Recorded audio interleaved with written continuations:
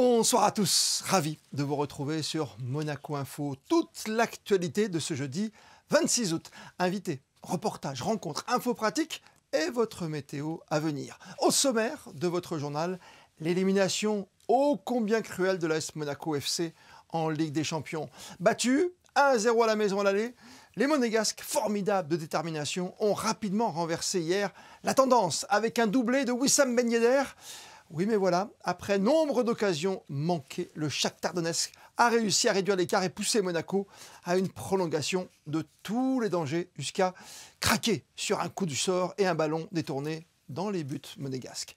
Consternation, déception pour un groupe des plus solidaires et qui va tenter de relever au plus vite la tête, que ce soit en championnat ou désormais sur la scène européenne en Ligue Europa. Nous reviendrons sur cette rencontre avec l'ancien joueur de l'AS Monaco, aujourd'hui consultant radio et télé, Jérôme Rotten, qui, comme nous, devrait saluer également l'arrivée en équipe de France du tout jeune milieu de terrain monégasque, Aurélien Tchouaméni, convoqué pour la première fois chez les Bleus.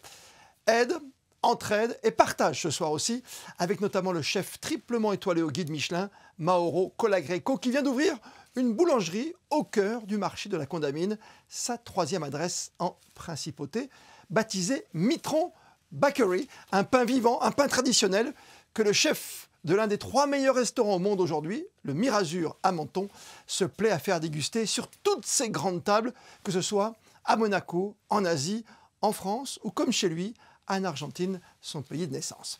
On évoquera enfin le tout dernier projet de l'AMAD, la création d'un tutorat d'excellence pour les enfants du collège Louis Serra à Nice.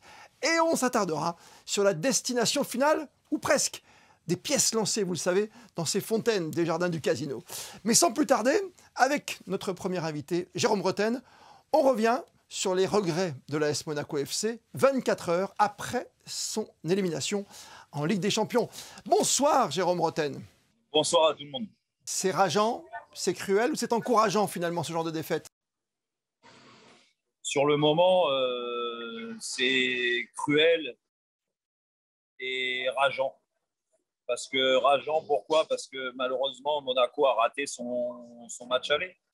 Surtout la première mi-temps, parce que la deuxième avait eu une réaction, mais c'était insuffisant sur ce qui est l'investissement sur ce premier match. Ils n'ont pas pris la mesure de la Ligue des Champions et ce que ça représentait. Malheureusement, ils le payent très cher avec le match d'hier, parce que le match d'hier, il est vraiment très cohérent. Il est même très bon, parce que c'est une performance de gagner 2-0 à l'extérieur déjà en une mi-temps, et ça aurait pu faire plus même à la mi-temps. C'est le match des occasions ratées quand même, hein, notamment en fin de première période pour Ben Yedder qui en marque 2 tout de même, qui fait un doublé. On se rappelle des occasions de Ben Yedder, on se rappelle aussi à la 89e de cette occasion pour Folland, mais il y a des satisfactions. Sidibé a été énorme, Ben Yedder a marqué 2 buts et on sait l'importance pour un attaquant de marquer pour retrouver vite la confiance. Tchouaméni au milieu de terrain a été bien meilleur aussi que sur ce début de saison. Fofana pareil, donc non, c'était beaucoup mieux. On peut se dire aussi que dans un monde d'avant, souvenez-vous, Jérôme Rotten, quand on avait marqué un but à l'extérieur de plus que les autres, en cas d'égalité, on passait. Alors, est-ce que ça apporte plus de suspense ou pas, plus d'intérêt au match? C'est difficile. Hier soir, c'est Monaco qui en fait les frais, malheureusement, hein, cette nouvelle règle. En plus, alors déjà que cette nouvelle règle, je ne l'aime pas, mais alors là, je la déteste depuis hier. Je trouve que c'était une règle qui a donné des scénarios de match incroyables en Coupe d'Europe. Hein, et là, on efface tout ça. Et tout ça parce que des gens ont décidé de révolutionner un peu le foot. Il y avait d'autres choses à changer plutôt que ça. Parce qu'on rappelle que quand même, on a gagné 2-1 avec le 1-0, ça faisait 2-2, il y a eu prolongation. Voilà, malheureusement, après, il y a ce but qui arrive. Autrement, on avait gagné avant la prolongation, qu'on était qualifié avec la règle du but qui compte double avec l'extérieur. Vous l'avez dit, signe encourageant. On rejoue samedi, il faut tout de suite se remettre dedans. On joue contre 3. Tiens, c'est encore un de vos anciens clubs, ça, 3 comme Monaco d'ailleurs. Ouais. Dimanche à 13h. Et j'y serai au stade de l'Aube. Et bien sûr qu'on attend que Monaco lance sa saison sur ce match-là, parce que je ne dis pas qu'ils n'ont pas le droit à l'erreur, parce qu'on n'est que sur un début de saison, mais les points, le mois d'août, on sait qu'il est toujours très important quand on a des objectifs très élevés, et que s'il n'y avait pas une victoire à 3, ils se mettraient vraiment en difficulté pour aller chercher les premières places au classement. Oui, calendrier qui va être compliqué après parce qu'il y a la Ligue Europa à jouer quand même. C'est une belle opportunité aussi sur la scène européenne. Oui. Et puis en championnat, il y a du Nice, il y a du Marseille à jouer. Hein. Ça va pas être simple pour Monaco. Il faut se remettre dans le bain tout de suite. On est bien d'accord, Jérôme, hein? Il faut se remettre dans le bain. Il faut se servir en effet de ce qui a été très bien hier. Je pense qu'ils ont retrouvé confiance, même si il faut digérer cette élimination quand même. Mais vous l'avez dit très justement, il y a quand même cette Europa League au bout. L'Europa League, il faut la respecter. Monaco a toujours respecté les Coupes d'Europe, quelles qu'elles soient. Donc, on compte sur Monaco pour remettre les clubs français très haut avec cette Europa League. Donc, le match de dimanche, très important. Derrière, il y a la trêve internationale. Des joueurs vont être concernés du côté monégasque et ça permet aussi de se vider un peu la tête. Et puis après, au mois de septembre, de repartir du bon pied. Et puis, on lisait dans les titres ce soir sur Monaco Info avant de vous recevoir. La bonne nouvelle, quelque part, pour cette équipe monégasque, il y a toujours du talent. Il y a toujours eu des grands joueurs à Monaco, on le sait, notamment pour 98. Et là, il y a un petit nouveau qui arrive, c'est Aurélien Tchouaméni. Vous en avez parlé tout à l'heure, qui a fait un bon match au milieu de terrain hier encore. Hein. J'adore ce joueur. J'adore ce joueur déjà par rapport à ses qualités athlétiques et techniques. Il a vraiment passé un cap l'année dernière sous les ordres de Kovac. Maintenant, je dirais que le plus dur commence pour lui parce que là, tous les feux des projecteurs vont être mis sur lui. Quand on devient international, alors il ne l'est pas encore officiellement parce qu'il va falloir qu'il rentre en jeu, mais voilà, quand on découvre le château, le rassemblement avec l'équipe de France, ça permet quand même de passer dans une autre dimension. Vous l'avez dit, Christophe, il y a toujours des grands joueurs, il y a toujours eu des grands joueurs à Monaco, il faut que ça continue. Jérôme Rotten, qui a enfin trouvé un remplaçant, une vraie patte gauche, un vrai joueur au PSG à son niveau, hein, avec l'arrivée de Léo Messi, c'est bien ça. J'ai bien compris. Ouais, enfin, il était temps d'avoir un vrai gaucher depuis mon départ.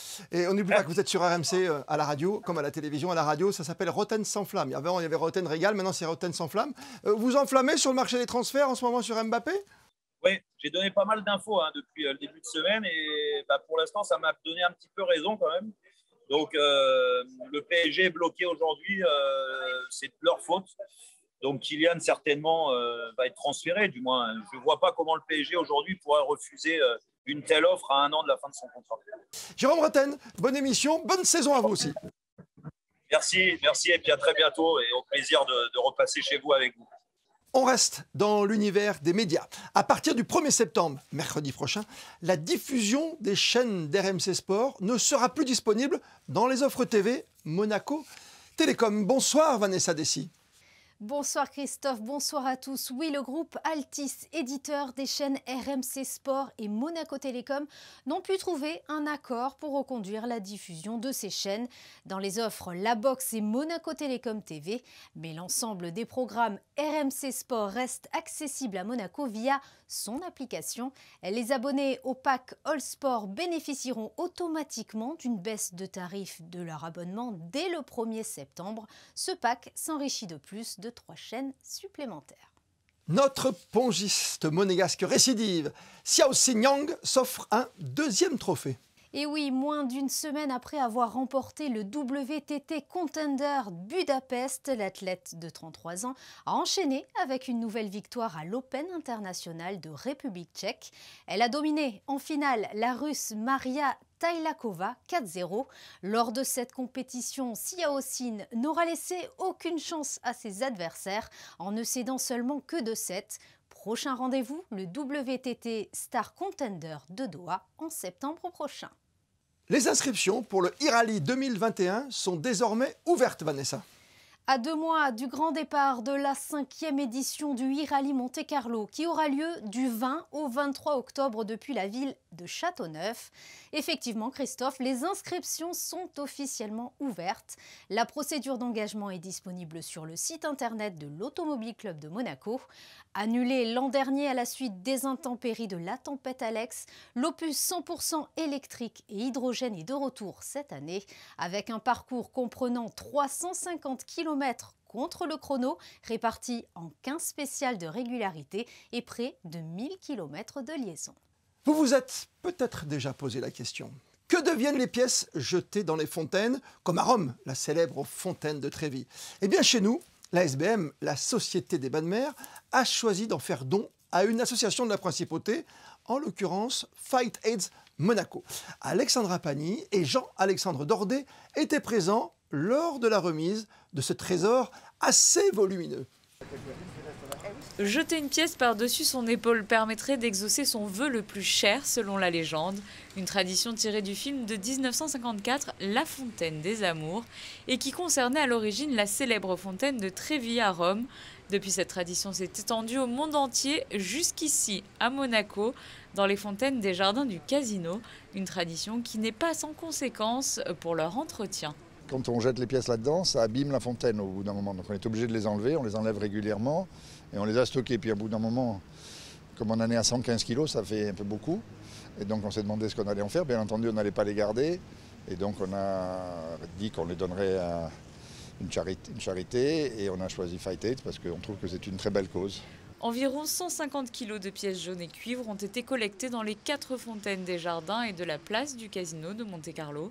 Il faudra attendre le passage à la banque pour avoir le montant réel de cette collecte. Mais d'après le poids de ces 2 caisses, l'on peut espérer approximativement 3 500 €. Un bonus toujours très apprécié pour l'association. On discutait bien sûr avec la princesse et avec le conseil d'administration, mais il est peut-être fort possible que ça serve au week-end de ressourcement des affiliés que nous avons en Principauté de Monaco. Fight AIDS Monaco lutte contre le VIH. L'association accompagne ses affiliés dans leur quotidien et informe le grand public lors d'opérations de prévention. Des événements sont organisés également pour récolter des fonds, mais des initiatives comme celle menée par la SBM permettent de renforcer leurs actions. La prochaine fois que vous jetterez une pièce dans une de ces fontaines, vous saurez qu'elle sera utile pour une bonne cause. Une opération qui se reproduira, l'a affirmé le président délégué de la SBM, dès qu'une somme conséquente sera collectée. Fight AIDS ou peut-être une autre association de la Principauté sera alors la bénéficiaire. Vous êtes des habitués du marché de la Condamine? Alors vous l'avez peut-être remarqué déjà, l'arrivée depuis le 17 août d'une toute nouvelle boulangerie, celle du chef étoilé, le meilleur cuisinier du monde, Mauro Colagreco, qui est avec nous ce soir. Bonsoir. Bonsoir Christophe, vous allez bien? Merveilleusement bien. On est ravis de parler de bonnes choses parce que nous, à Monaco, en France également, on sait, on aime le pain, le bon pain. Et vous venez de créer une toute nouvelle boulangerie au cœur du mois d'août, au cœur du marché de la Condamine où vous vous trouvez en ce moment. C'est vrai, c'est un projet que nous tient énormément à cœur. J'adore moi aussi le pain. Et alors, c'est notre première succursale après notre boulangerie de Menton qu'on a ouvert il y a 1 an et demi. C'est nous-mêmes, dans notre moulin à Menton, qui faisons les farines. Donc, on peut dire que c'est une boulangerie des pains vivants, des pains qui nourrit, hein, un pain qui nourrit. C'est un pain de partage aussi, Mauro Colagreco. Voilà, c'est un pain qui reflète tout ce qu'il y a du bon dans le pain, en fait. Le pain peut être nocif, c'est sûr. Est-ce que le pain blanc, par exemple, le pain tout blanc qu'on a l'habitude de prendre, fait par exemple plus grossir qu'un pain avec des petites céréales à l'intérieur ou un pain différent avec de l'épeautre? Ça dépend, il y a des farines blanches qui sont très bien, ça dépend le type de blé et surtout s'il y a eu des additifs qui ont été rajoutés dans cette farine. Pour vous donner une ordre d'idée, parce que le public ne connaît pas ça, mais en Europe, il y a 300 additifs permis par l'Union européenne qu'on peut rajouter dans les farines. Et dans nos farines, il n'y a que le blé qui est moulu chaque semaine dans notre moulin de Menton. Et de l'eau et un peu de sel. Quand on dîne chez vous, quand on dîne dans un étoilé comme le Mirazur, le meilleur restaurant du monde, avec vous le meilleur chef du monde, le pain arrive à un moment donné. Il n'est pas au départ du repas, il est à un moment du repas. Ça, c'est important pour vous. C'est vrai. J'ai toujours voulu, dans mes restaurants et surtout au Mirazur, d'apporter les pains comme et marquer un moment à table. J'ai des souvenirs d'enfance dans lesquels le pain il était important. Et je vais redonner sa place au pain.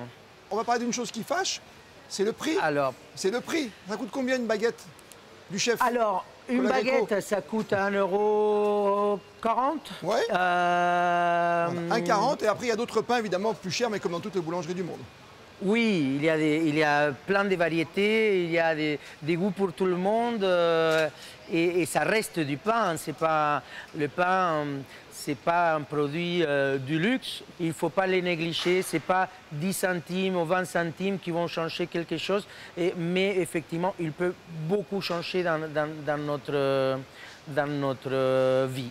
Notre vie. Produit durable aussi, il faut qu'il reste un peu plus longtemps que juste une journée à qualité. Produit durable, voilà, nos pains sont des pains qui peuvent se conserver pendant même une semaine. Moi, je suis un bon client de ma boulangerie.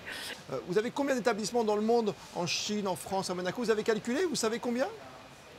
Oui, je sais bien le nombre. On a effectivement un peu plus d'une dizaine. En 3 continents, donc l'Asie, l'Europe et l'Amérique du Nord, et dans mon pays natal, l'Argentine. Vous avez parlé de l'Argentine, évidemment. Si je ne vous pose pas la question ce soir, je manquerai à tous mes devoirs de journaliste. Léo Messi, en France, qui joue en Ligue 1. C'est super. Je pense que le Paris Saint-Germain, il a fait un bon coup, un bon achat. Je suis très content pour lui et je garde l'espoir de pouvoir cuisiner pour lui. Vous l'avez déjà rencontré parce que vous cuisinez par exemple pour les grands chefs il n'y a pas très longtemps, pour le président Macron, on l'a vu. Vous avez déjà rendez-vous avec Léo Messi? Vous avez déjà cuisiné pour lui?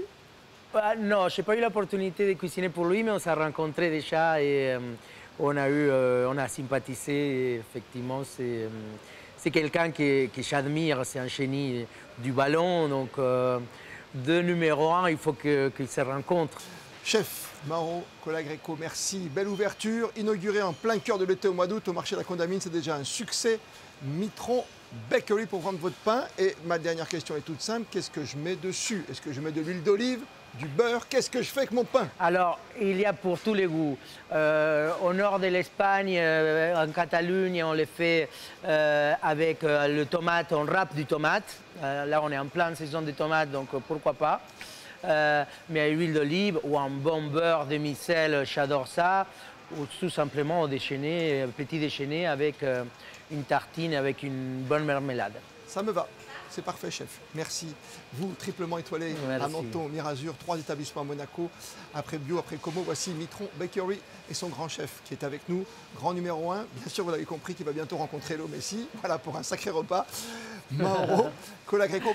Pour l'instant, c'est mieux Messi que l'AS Monaco qui va jouer avec la petite Coupe d'Europe. Mais bon, c'est comme ça, c'est la vie. Il y a des jours comme ça. Merci mille fois, chef. À très bientôt. Merci, Christophe. Et direction Nice, maintenant, avec une très belle initiative. Son nom, l'Institut Louis Germain, soutenu par l'AMAD, l'Association des Amis de l'Enfance. Ce projet vient en aide aux enfants défavorisés et talentueux qui ont une énorme soif d'apprendre et une ambition très élevée. Plus d'explications avec Christine Datomel et Serge Prémont qui étaient ce matin sur place à Nice.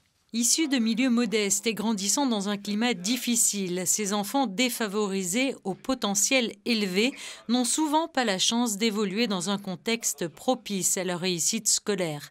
L'Institut Louis Germain a donc mis en place pour ces jeunes de la 5e à la terminale, en parallèle à leur parcours scolaire, un tutorat d'excellence à effectuer durant les vacances. L'objectif, les soutenir tout au long de leur scolarité et les accompagner jusqu'au baccalauréat afin de leur permettre plus tard de pouvoir intégrer des cursus universitaires de premier plan auxquels ils seront en droit de prétendre, mais pour lesquels ils ne maîtrisent pas encore les codes. L'objectif, c'est de transmettre à ces élèves les connaissances littéraires, philosophiques et scientifiques dont ils auront besoin pour faire des études supérieures d'excellence. On les suit toute l'année, ils reviennent avec le même cahier,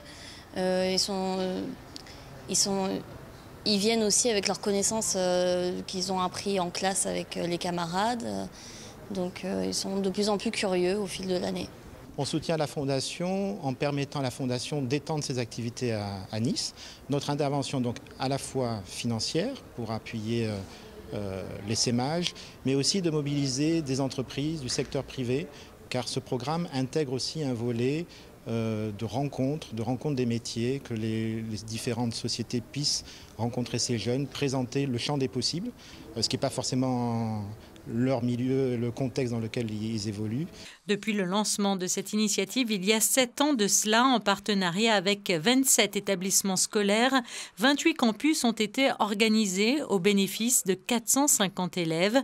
En 2019, ce sont près de 30 élèves qui ont obtenu leur baccalauréat et qui sont aujourd'hui en cycle d'études supérieures. Parmi eux, 10 élèves sont en classe préparatoire sciences ou commerce et 3 d'entre eux ont intégré Sciences Po à Aix-en-Provence. Info cinéma, Vanessa, avec le film Pourri gâté qui sera proposé en avant-première à Monaco. Oui, rappelez-vous Christophe, ce film avait été tourné en grande partie en principauté. Le long métrage avec Gérard Jugnot raconte les mésaventures de 3 enfants d'un homme d'affaires. Lassés par leur comportement oisif, le père de famille va les forcer à l'exil, loin de Monaco. Tout un programme à découvrir le samedi 4 septembre en avant-première au Cinéma des Beaux-Arts. Si vous souhaitez y assister, il vous suffit de réserver directement sur place. La réouverture est imminente pour la bibliothèque Princesse Caroline, la ludothèque et la piscine Saint-Charles. Après une période de fermeture, les 2 sites municipaux accueilleront de nouveau du public. La bibliothèque Princesse Caroline Ludothèque rouvrira ses portes le 30 août. Quant à la piscine Saint-Charles, elle accueillera les nageurs à partir du 6 septembre prochain. La météo de ces prochaines heures, Vanessa, toujours aussi beau au-dessus de nous? Eh bien Christophe, toujours un temps très estival avec du soleil. Quelques nuages nous amèneront tout de même de la fraîcheur dans l'après-midi. Les températures resteront très élevées, elles oscilleront de 19 à 26 degrés. Le soleil se lèvera à 6h46 et se couchera à 20h17 et nous fêterons les Moniques. Et comme le veut la tradition, on termine par les instantanés du jour et un événement toujours aussi prisé pour beaucoup en principauté. À 11h55 précise, devant le palais princier, la traditionnelle relève de la garde. Photo signée aujourd'hui Manuel Vitali. Belle et bonne soirée à toutes et à tous. On se retrouve demain, 19h, pour une toute nouvelle édition de votre journal sur Monaco Info.